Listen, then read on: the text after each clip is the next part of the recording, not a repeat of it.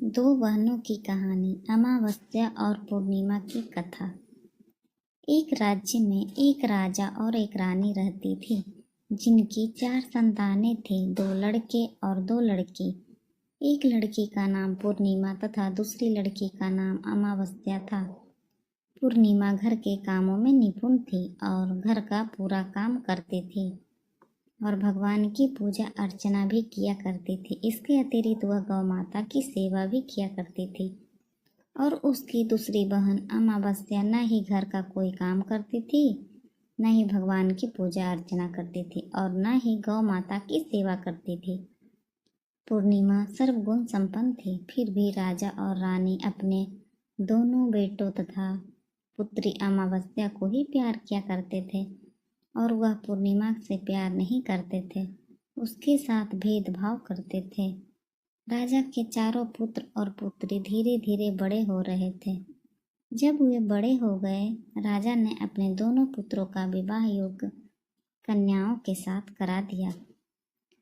इसके बाद रानी ने राजा से कहा कि अब दोनों पुत्री विवाह योग्य हो गई है और इन दोनों का विवाह भी करा दो, लेकिन पुत्री अमावस्या का विवाह किसी बड़े खानदान में कराना और पूर्णिमा का विवाह किसी गरीब परिवार में कराना, क्योंकि पूर्णिमा को केवल भगवान की पूजा पाठ करना ही पसंद है और गाय की सेवा करना पसंद है। अब रानी ने राजा को दोनों पुत्रियों का रिश्ता तय करने के लिए भेज दिया। राजा ने अपने पड़ोसी राज्य में जाकर वहाँ के राजा के पुत्र से अमावस्या का रिश्ता तय कर दिया और वहीं पास के गांव में जाकर एक गरीब परिवार के लड़के से पुत्री पूर्णिमा का रिश्ता भी तय कर दिया।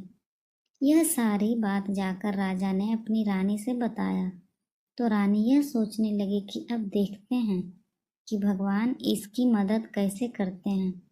यह बहुत ही पूजा पाठ करती है और भगवान में मगन रहती है।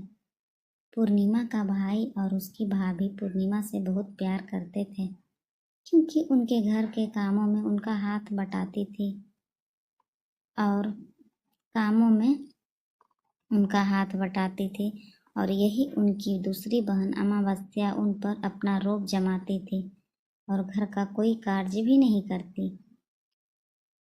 कुछ समय बीत जाने के बाद दोनों पुत्रियों का विवाह हो जाता है। राजा और रानी विवाह के बाद अपने दोनों पुत्रियों को विदाई देते हैं।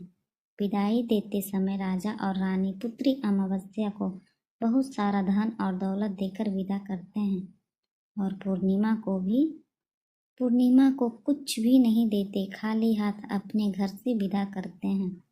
इसके बाद दोनों बहनें अपने अपने ससुराल को चली जाती है। कुछ दिन बीत जाते हैं और एक दिन अमावस्या अपने घर पर शिव जी की कथा रखती है, जिसमें वह सभी गांव वालों को निमंत्रण देती है और अपनी बहन पूर्णिमा को नहीं बुलाती। जब गांव की सभी औरतें अमावस्या के यहाँ जाती है तो यहाँ सब दृश्य पूर्णिमा अपने घर के दरवाजे के बाहर बैठकर देख रही होती है। तब वहाँ से गुजर रही औरतें पूर्णिमा से कहते हैं कि तुम्हारी बहन के यहाँ शिव जी की कथा रखी है, क्या तुम नहीं चलोगी? पूर्णिमा ने कहा, मुझे निमंत्रण नहीं आया है, मैं नहीं जा सकती। सभी गांव की औरतों ने पूर्णिमा से कहा, बुलाया नहीं तो क्या हुआ, भगवान शिव की कथा है, तुम हमारे साथ चलो। गांव की सभी औरतों की बात मानकर पूर्णिमा भी उनके साथ भगवान शिव की कथा में अमावस्या के घर चली जाती है। जब अमावस्या की नज़र पूर्णिमा पर पड़ती है तो कहती है, तुम यहाँ कैसे चली आई? मैंने तो तुम्हें बुलाया नहीं था। खैर कोई बात नहीं, अब तुम आ ही गई हो तो चुपचाप बैठी रहना। और यह कहते हुए अमावस्या ने पूर्णिमा की गरीबी का भी मजाक उड़ाया। पूर्णिमा की आंखों में आंसू आ गए और रोते रोते मन ही मन में पूर्णिमा भगवान शिव से विनती करती है, हे भगवान, क्या पूजा पाठ करना गलत है? गौ माता की सेवा करना गलत है? आखिर मेरी गलती क्या है? आप मुझ पर अपनी कृपा दृष्टि कब बनाएंगे? पूर्णिमा बार बार भगवान शिव से यही कहती रहती इतने में शिव कथा पूरी हो जाती है और अमावस्या भगवान का प्रसाद बांटने लगती है। वह सभी लोगों को प्रसाद देती है, लेकिन पूर्णिमा को वहाँ प्रसाद नहीं देती। पूर्णिमा बिना प्रसाद के ही अपने घर लौट जाती है। रास्ते में वह यहाँ सोचते हुए चलती है कि यदि बच्चे उसके कथा का प्रसाद मांगेंगे तो वह उन्हें क्या जवाब देगी। उसने सोचा था कि वह अपने मायके अपने भाई और भौजाई के यहाँ जाएगी और वहाँ से जाते हुए बच्चों के लिए कुछ लेकर आएगी। ऐसा सोचते हुए वहाँ अपने घर वापस लौट आई और वापस लौट कर आने के बाद वह अपने पति और बच्चों से कहती है कि वह अपने मायके जा रही है। पति ने कहा ठीक है और कुछ समय के बाद पूर्णिमा अपने मायके के लिए रवाना हो जाती है। चलते चलते रास्ते में एक चबूतरा आया जिस पर तुलसी का पौधा लगा था। उस चबूतरे पर एक बूढ़ी अम्मा बैठी हुई थी। वह कोई और नहीं, साक्षात तुलसी माँ थी। उस बूढ़ी माता ने पूर्णिमा से कहा, बिटिया तुम कौन हो और कहाँ जा रही हो? पूर्णिमा अपना परिचय देते हुए बताई। बूढ़ी औरत ने पूर्णिमा से कहा कि यहाँ तुलसी का पौधा सूख रहा है, इसमें थोड़ा सा पानी डाल दो और इस चबूतरे की साफ सफाई कर दो, जिससे मुझे थोड़ी ठंडक मिलेगी। पूर्णिमा ने कहा ठीक है, मैं तुलसी में पानी डाल देती हूँ और यहाँ की साफ सफाई भी कर देती हूँ।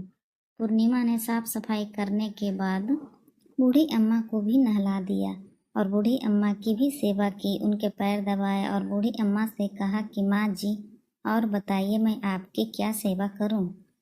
और कोई काम है तो बता दीजिए, मैं कर दूंगी। बूढ़ी अम्मा ने कहा कुछ नहीं, अब तुम जाओ और वापस आते समय मुझसे मिलते हुए जाना। पूर्णिमा ने बूढ़ी अम्मा से कहा ठीक है मामा माँ जी, मैं जाती हूँ, वापस आते वक्त आपसे मिलते हुए जाऊंगी। कुछ समय आगे चलने के बाद एक शिव मंदिर आया। वहाँ पर उसे एक बूढ़े बाबा मिले जो मंदिर के बाहर बैठे हुए थे। वह कोई और नहीं, साक्षात भोले बाबा थे। उन्होंने पूर्णिमा से कहा कि कहाँ जा रही हो बेटी, तुम कौन हो?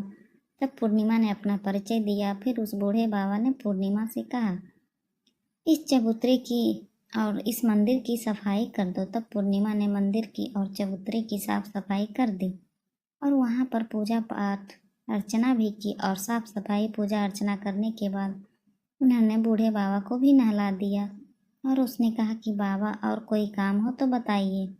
तो बूढ़े बाबा ने कहा नहीं बेटी, अब तुम जाओ और वापस आते वक्त मुझसे मिलते हुए जाना। पूर्णिमा ने कहा ठीक है बाबा, मैं जाती हूँ, वापस आते हुए आपसे मिलते हुए जाऊंगी। आगे चलते चलते कुछ दूर चलने के बाद पूर्णिमा को एक काली जी का मंदिर दिखा। वहाँ भी एक बूढ़ी अम्मा चबूतरे पर बैठी हुई थी। उस बूढ़ी औरत ने भी पूर्णिमा से कहा कि बेटी तुम कौन हो, कहाँ जा रही हो? तब पूर्णिमा ने उस बूढ़ी औरत को भी अपना परिचय दिया।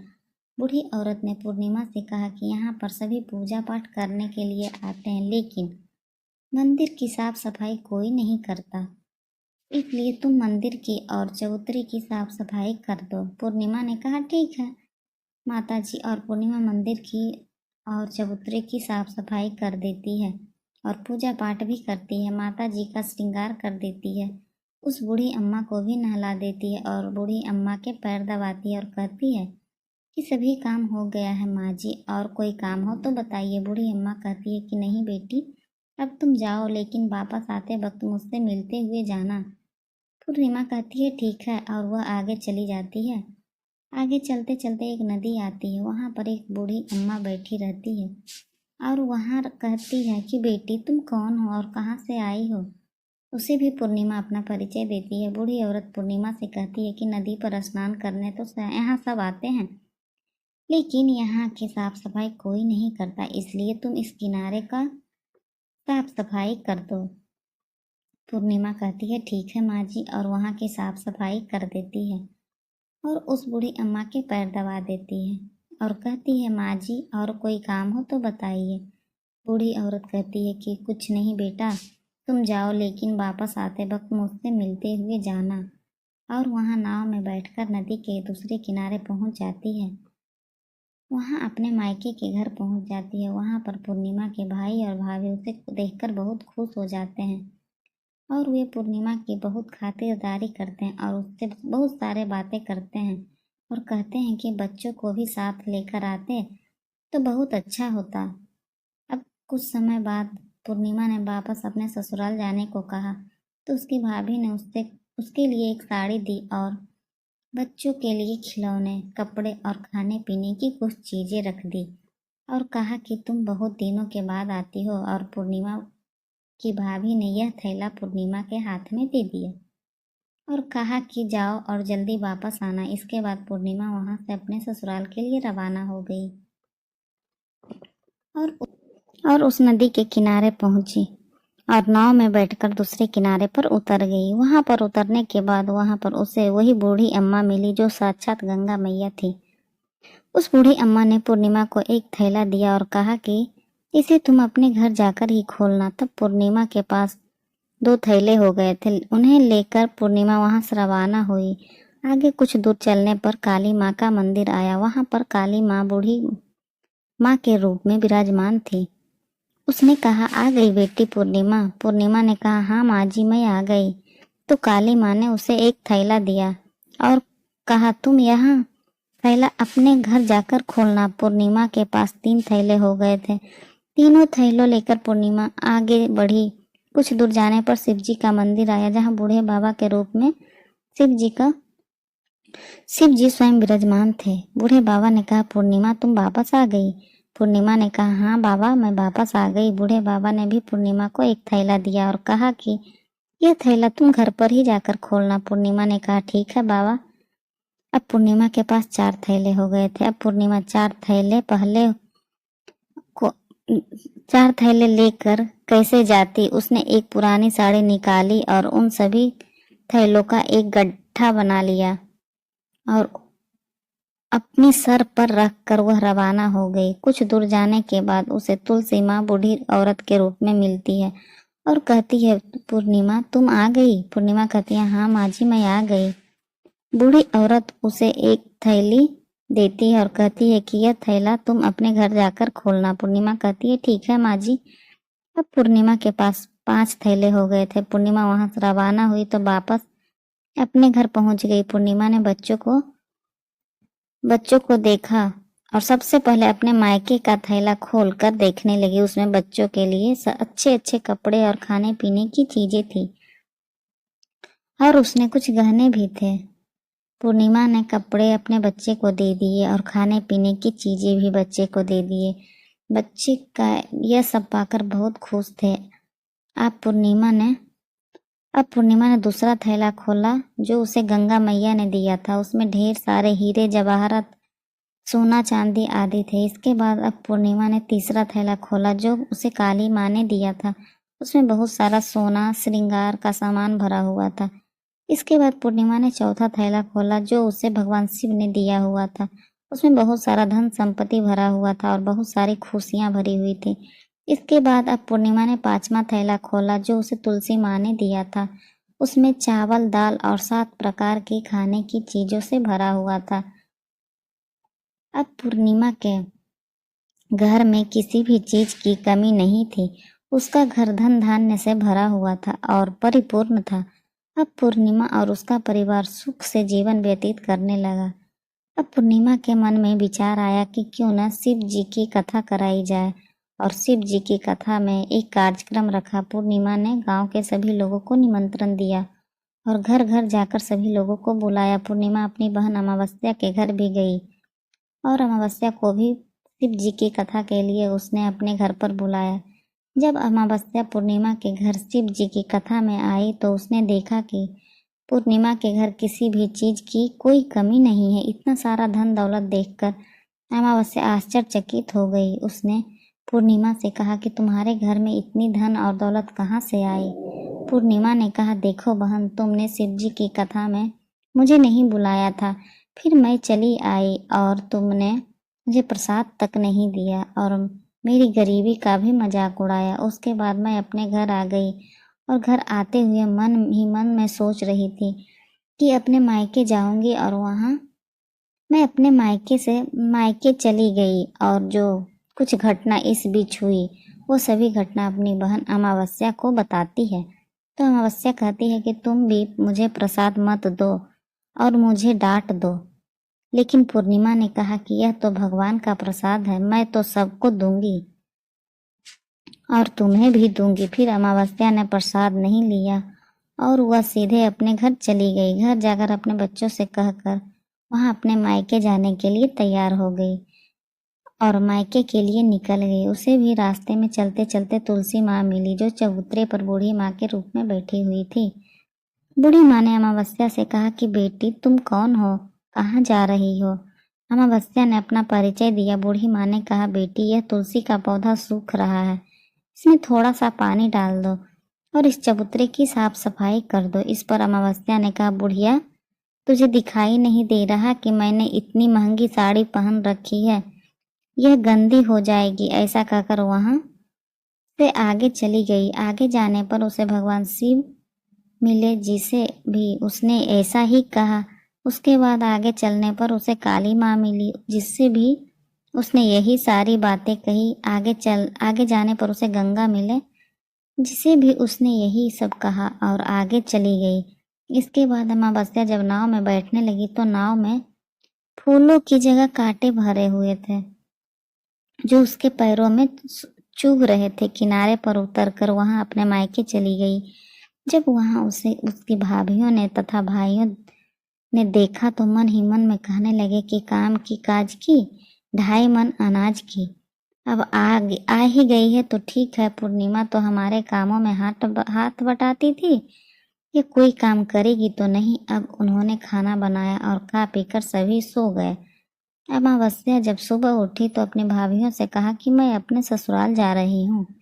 उन्होंने कहा, ठीक है, जाओ। अमावस्या बोली पूर्णिमा को, तुमने एक थैला दिया था और मुझे कुछ नहीं दोगे क्या? भाई और भाभी ने कहा कि तुम घर जाओ, थैले तुम्हारे घर पहुंच जाएगा। फिर अमावस्या वहां से निकल गई और नदी के किनारे पर पहुंच गई। वहां गंगा मैया बूढ़ी औरत का रूप धारण करके बैठी हुई थी।